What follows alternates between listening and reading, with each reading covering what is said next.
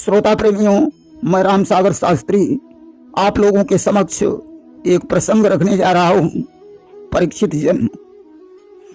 देखिए, व्यास जी लिखते हैं कि भरतो प्रियम द्रोण रीति स्म पश्यन् कृष्णा सुता नाम स्वपताम शिरांसि उपाहरद विप्रियमेव तस्य जुगोप्सितम कर्म विगर्हयन्ति।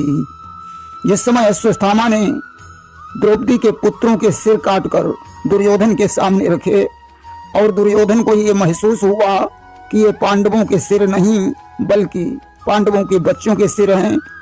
तो उसने अश्वत्थामा के इस नीच कर्म की निंदा की। यहीं पर सुख और दुख दोनों का समावेश होने पर दुर्योधन की मृत्यु हो गई। और इधर ज्यों ही सवेरा हुआ, भगवान कृष्ण पांडवों के सहित वापस लौटे। आज डेरों की क्या हालत थी कि डेरों में खून बह रहा था, हर अबला खड़ी रो रही थी, द्रौपदी बाल बिखराए हुए लाशों पर पड़ी रो रही थी। डेरों में खून बह रहा था। द्रौपदी अपने बच्चों की लाशों से लिपट लिपट कर विलाप कर रही थी। कृष्ण को देखकर आज द्रौपदी कहने लगी, आओ भैया, आओ मोहन, तुम्हारी लीला में कोई कमी रह गई हो उसे भी पूरा कर डालो।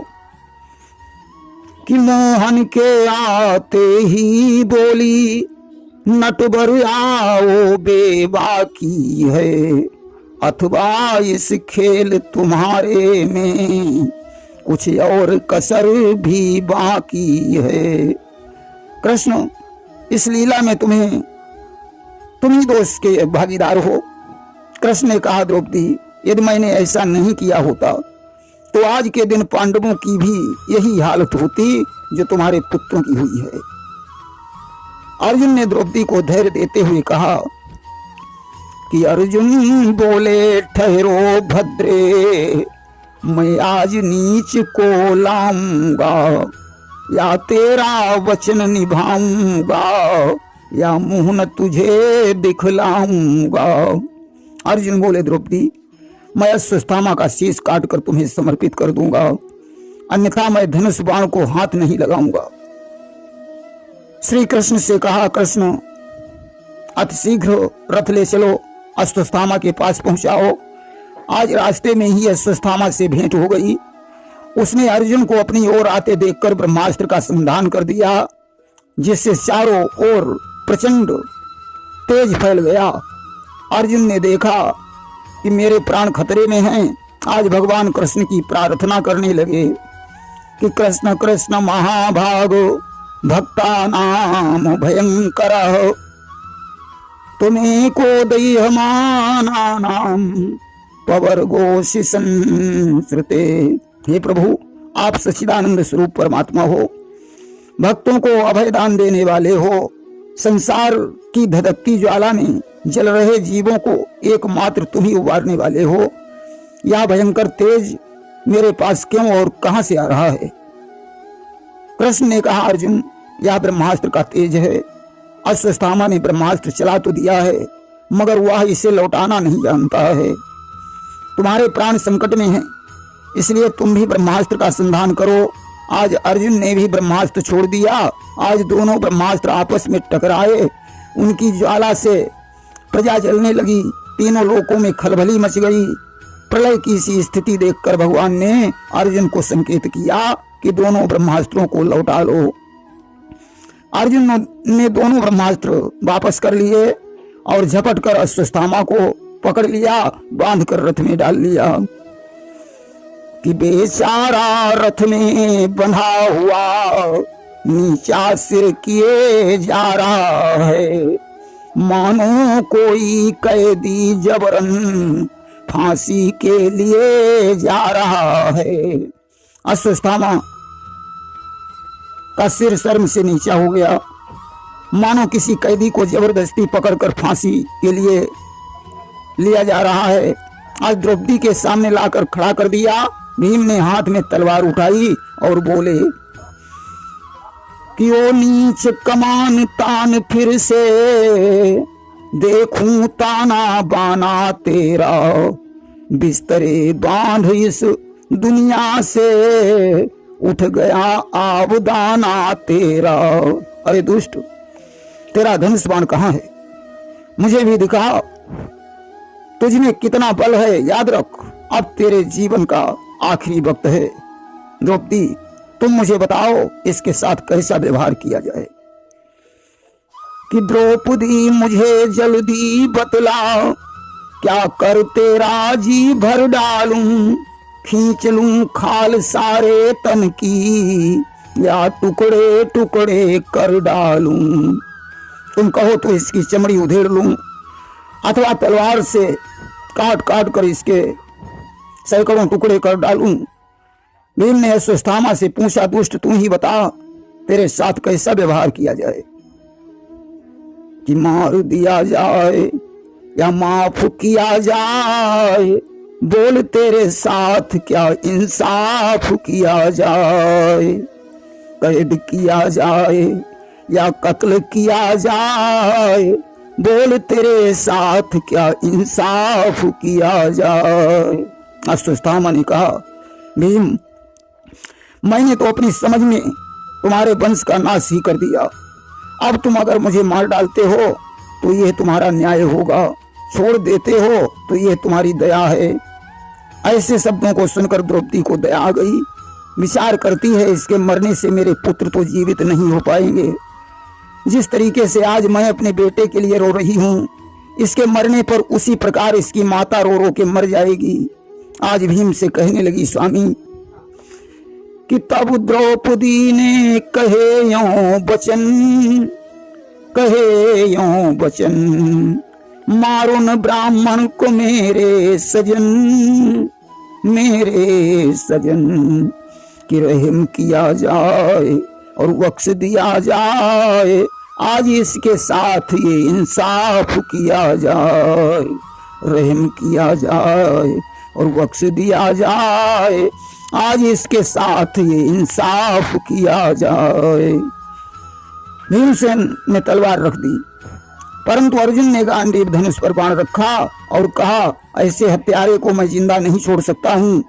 द्रौपदी सोचती है, भीमसेन तो मान गए परंतु अर्जुन नहीं मानेंगे। आज कृष्ण के पास पहुंची, अपनी झोली पसार कर कहने लगी, कृष्ण आज मैं तुमसे एक भीख मांगती हूँ कि मोहन माधव लो इसी समय मैं अपना मोह त्यागती हूँ, पर एक अनाथ ब्राह्मण के प्राणों की भीख मांगती हूँ। अश्वत्थामा मारा न जाए। धन्य है भारत की देवियों को, कितनी दया है इनके हृदय में। कि धरनी करनी है थमी हुई ऐसी सुशील महिलाओं से, बलवानों की यदि इज्जत है तो ऐसी ही अबलाओं से। ऐसी सुशील महिलाओं के बल पर ही पृथ्वी टिकी हुई है। कृष्णचंद्र कहने लगे, धन्य द्रुपद सुकुमार, त्याग कथा तेरी सदा गाएगा संसार। भगवान कृष्ण ने कहा, धन्य है द्रौपदी, तेरी त्याग की कथाएं सारा संसार गाएगा। जाओ, मैं तुम्हें वचन देता हूं, अश्वत्थामा नहीं मारा जाएगा। भगवान कृष्ण ने अर्जुन से कहा, अर्जुन जानते हो किसे मारना चाहिए और किसे नहीं मारना चाहिए। कि ब्रह्म बंधुर न हंतव्य आतताई बधारुण। पतित ब्राह्मण का भी वध नहीं करना चाहिए, परंतु आतताई हो तो जरूर मार डालना चाहिए। देखिए, आतताई 6 प्रकार के होते हैं।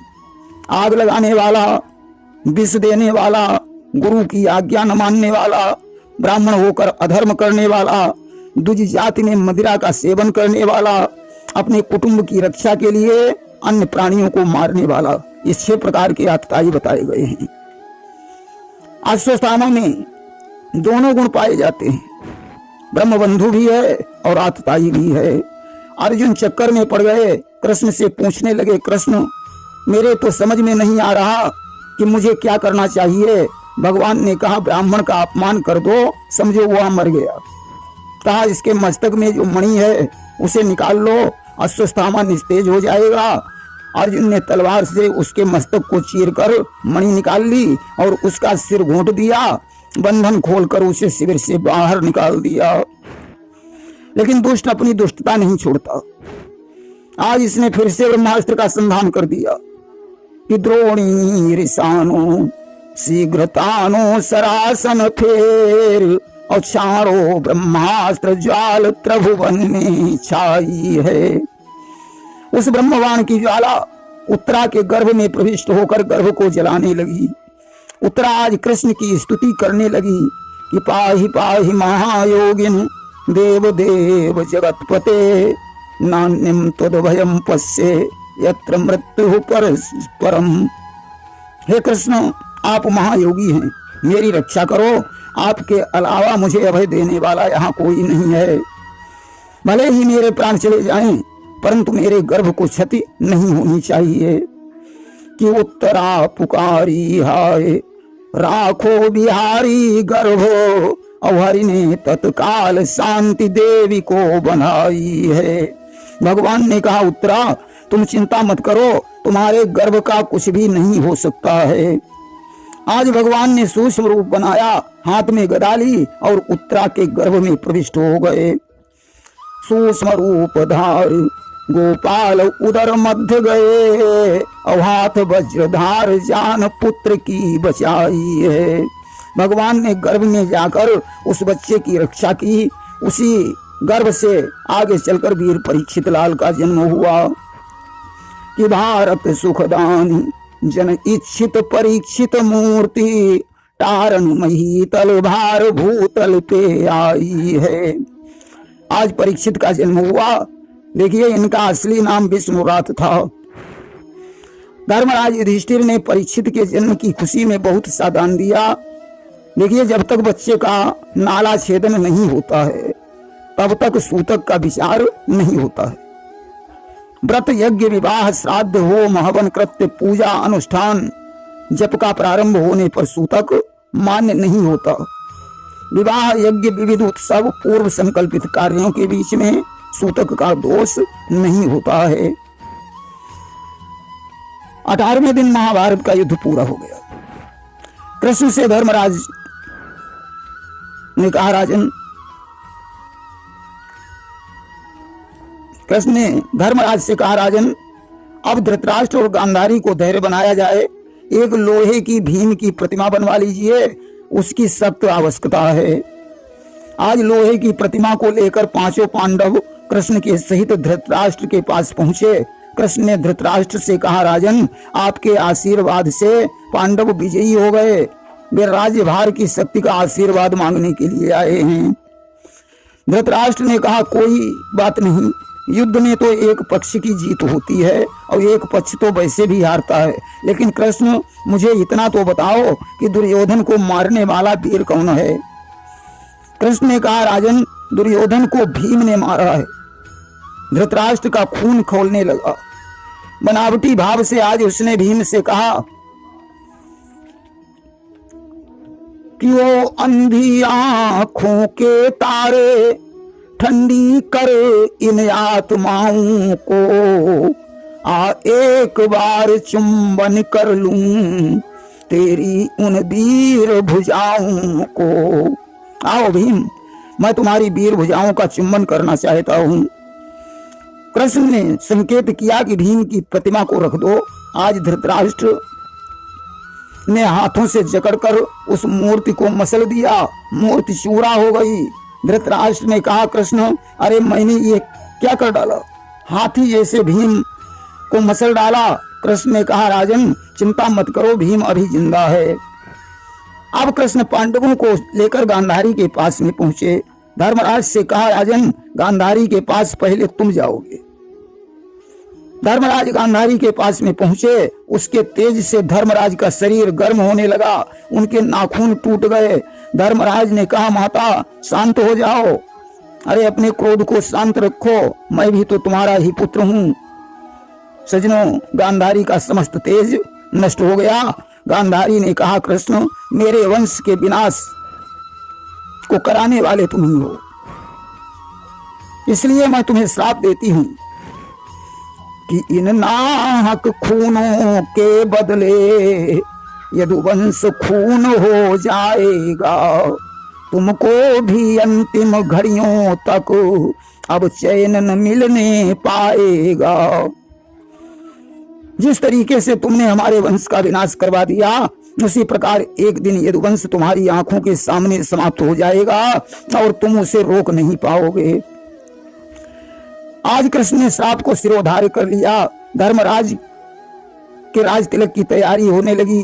सारा हस्तिनापुर दुल्हन की तरह सजाया गया कि घर घर में पूरे गए चौक, बहुरंग पताका फहराई, द्वारे द्वारे पर कलश सजे, बंधनवारें भी लहराई। चंदन फूलों के अर्क इत्र राहों पर छिड़के जाते थे, गलियों गलियों में स्वर्णांबर पाटंबर शोभा पाते थे। धर्म का आज है राज तिलक, तो शोभा कैसे वर्णन हो, दीपक से रवि की आभा का कहिए किस भांति प्रदर्शन हो। भगवान कृष्ण ने धर्मराज से कहा, इस सिंहासन पर बैठो, यह सिंहासन बहुत दिन से आपकी रास्ता देख रहा है।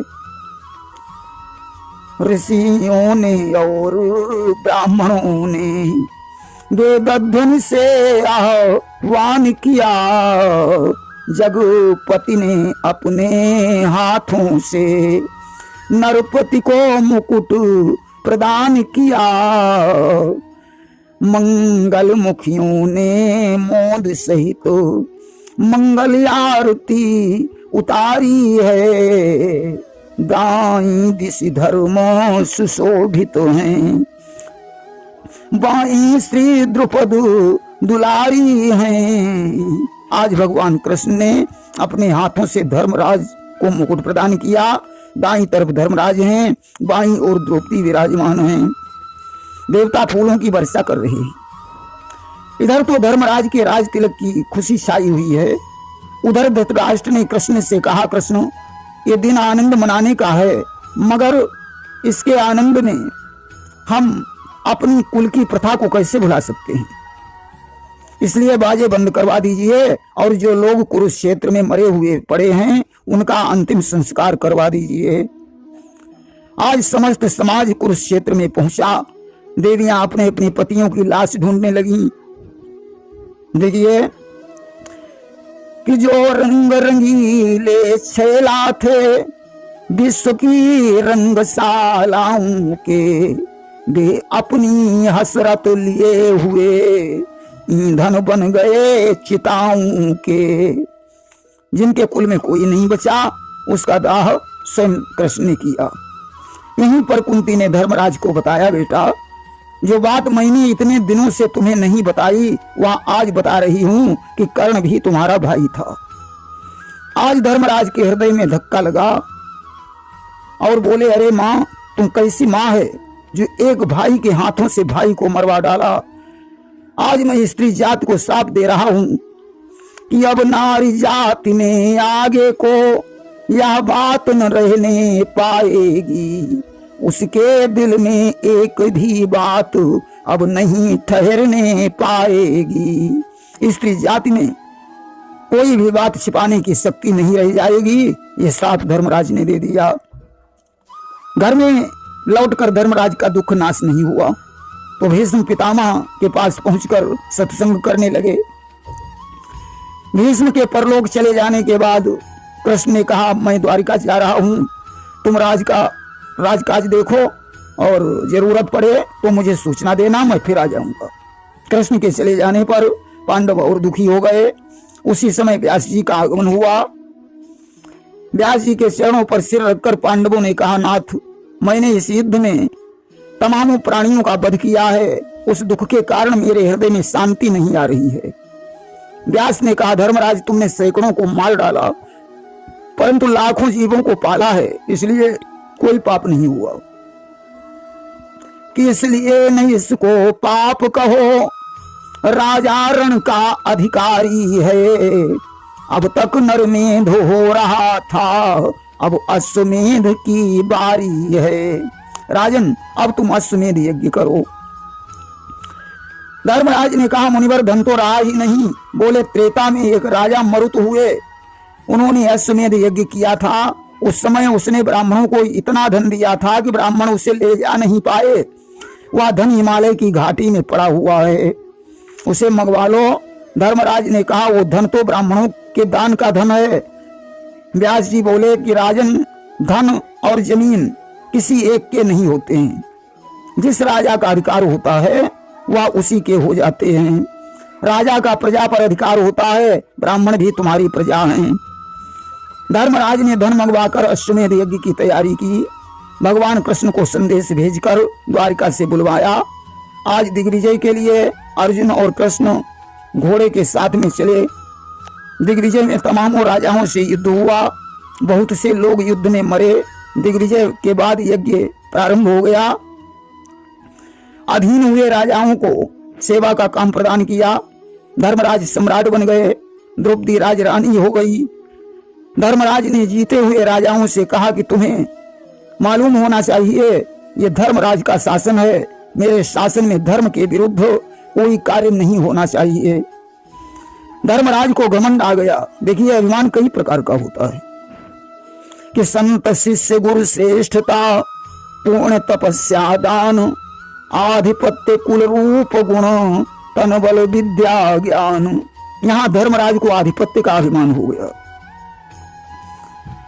तभी भगवान की माया से एक नेबला भंडारे के पास आ गया, जिसका आधा शरीर सोने का था।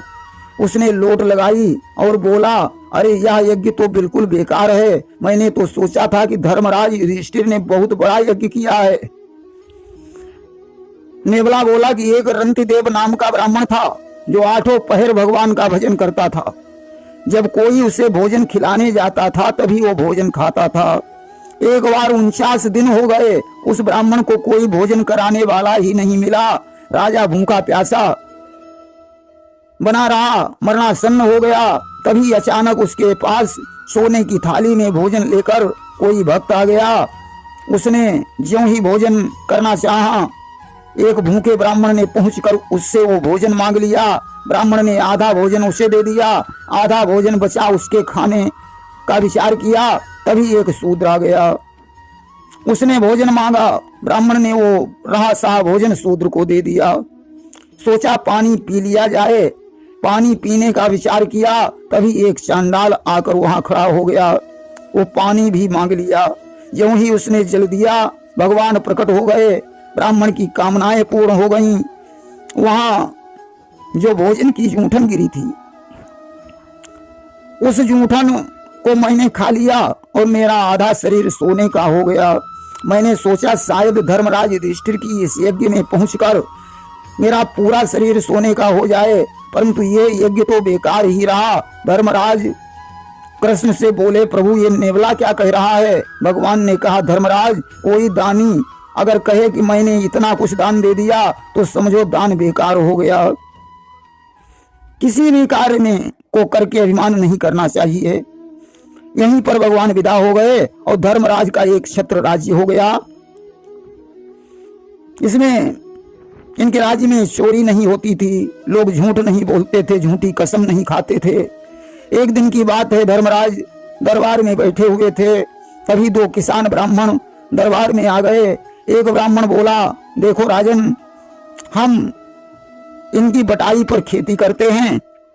आज इनके खेत में मुझे कुछ धन प्राप्त हुआ है, मैं इनको देना चाहता हूं, क्योंकि मेरा हिस्सा सिर्फ फसल में है। दूसरा बोला, राजन, ये मैं मानता हूं कि वो मेरी ही संपत्ति है, परंतु मेरी होती तो आज तक मुझे मिली क्यों नहीं। आज दरबार में भगवान कृष्ण भी बैठे थे। कृष्ण ने कहा, जाओ, इसका निर्णय 6 महीने के बाद किया जाएगा। कृषक ब्राह्मण घर चले गए, भगवान भी द्वारिका को चले गए। 6 महीने बाद दरबार में कृषक ब्राह्मण आए।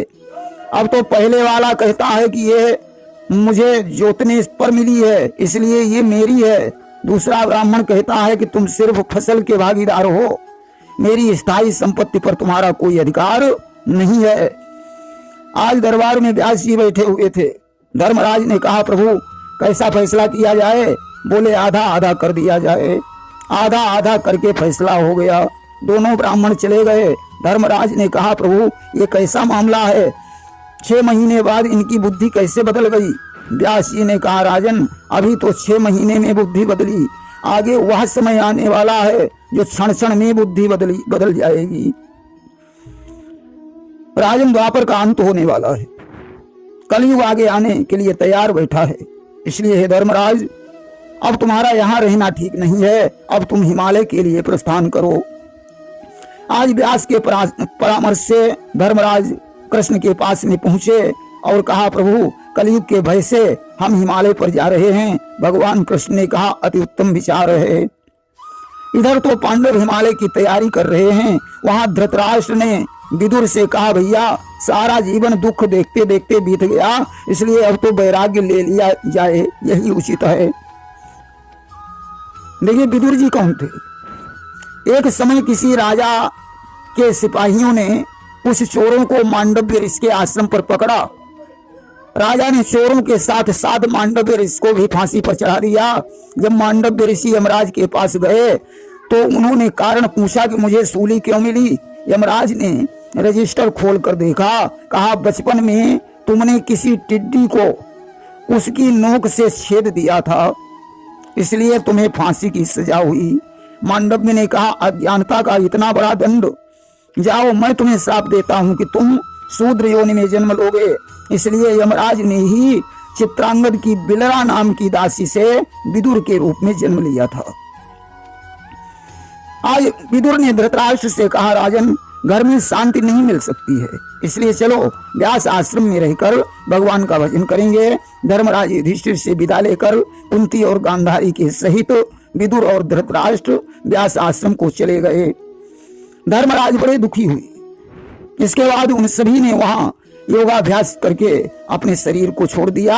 अब तो धर्मराज सुनकर और भी दुख में डूब गए कि वहीं परीक्षित कुमार को बुलवा कर तत्काल कहा, धर्म ने लाल या भारत भार संभाल। परीक्षित जी का राज तिलक कर दिया। भगवान कृष्ण यदुवंश का संहार कराकर परमधाम को चले गए और पांडव गण हिमालय पर गलने के लिए चले गए। अर्जुन, भीम, नकुल, सहदेव, द्रौपदी का प्राणांत वहां हुआ। धर्मराज विमान पर बैठकर स्वर्ग को चले गए। वहां उन्होंने दुर्योधन को स्वर्ग में देखा और पांडवों को नरक में देखा। उन्हें गुस्सा आ गया कि मैं भी नरक में ही रहूंगा। धर्म ने कहा, मैं तो तुम्हारी सिर्फ परीक्षा ले रहा था, पांडवों की जगह स्वर्ग में ही है। द्वापर का अंत समय था, कलयुग आने वाला था। अब परीक्षित जी राजकाज देखने के योग्य हो गए हैं कि द्वापर का अंत समय था, वो कलयुग की बारी आई थी।